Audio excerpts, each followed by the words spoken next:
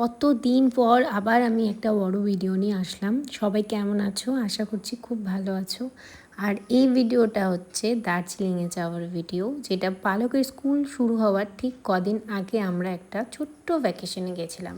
এপ্রিলের 2 কি 3 তারিখ হবে। তো আগের দিন জলপাইগুড়ি থেকে শিলিগুড়ি চলে গেছি, তারপরে শিলিগুড়ি থেকে আমরা রওনা দিচ্ছি দার্জিলিংয়ের উদ্দেশ্যে। আমরা কিন্তু যাওয়ার সময় কার্শিয়াং হয়ে গেছিলাম, আর আসার সময় কীভাবে এসেছি সেটা তোমরা ভিডিওতেই দেখতে পারবে। আমি 3টা পার্টি কিন্তু ভিডিওটা তোমাদের সাথে শেয়ার করছি। এখানে আমরা দার্জিলিং পৌঁছে গেছি, একটা হোমস্টেতে আমরা ছিলাম, কারণ জানোই গাড়ি রাখার জন্য পার্কিং কোথাও পাওয়া যায় না। তো আমরা একটা হোমস্টেতে ছিলাম।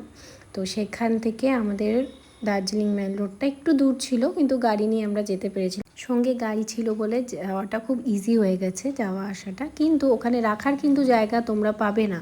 আমাদের যেহেতু পরিচিতি ছিল এসআইয়ের সাথে, তাই জন্য ওখানে ট্রাফিক পুলিশকে বলে আমরা রাখতে পেরেছিলাম গাড়িটা। তারপরে এখানে দেখো ঘুরু দোকানে যাওয়া, এটা কেনা ওটা কেনা, আমিও তাই, পালকও তাই। ওর বাবার অত এগুলো নেই, কিন্তু আমাদের জন্য ওর বাবাও ঘুরছিল। আর চা খেয়েছিলাম, চা কিনেছিও খুব সুন্দর হোয়াইট টি আমি কিনেছি, আর কাশ্মীরি কাওয়া গ্রিন টি কিনেছি। ভীষণ ভালো ফ্লেভার, আমার খুব ভালো লেগেছে। তোমাদের সাথে একদিন অবশ্যই ভিডিও শেয়ার করবো। সবাই শেষে দার্জিলিংয়ে গিয়ে গ্লিনারিসে খাবো না, সেটা কি হতে পারে? তাই জন্য আমরা গ্লিনারিসে চলে গেছিলাম ডিনার করার জন্য।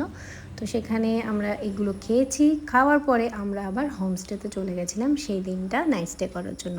এখনও কিন্তু গল্প শেষ হয়নি, এরপরে আরও পার্ট 2 পার্ট 3 আছে। তো চলো, আজকের জন্য এখানেই ভিডিওটা শেষ করছি। সবাই ভীষণ ভালো থেকো, টাটা।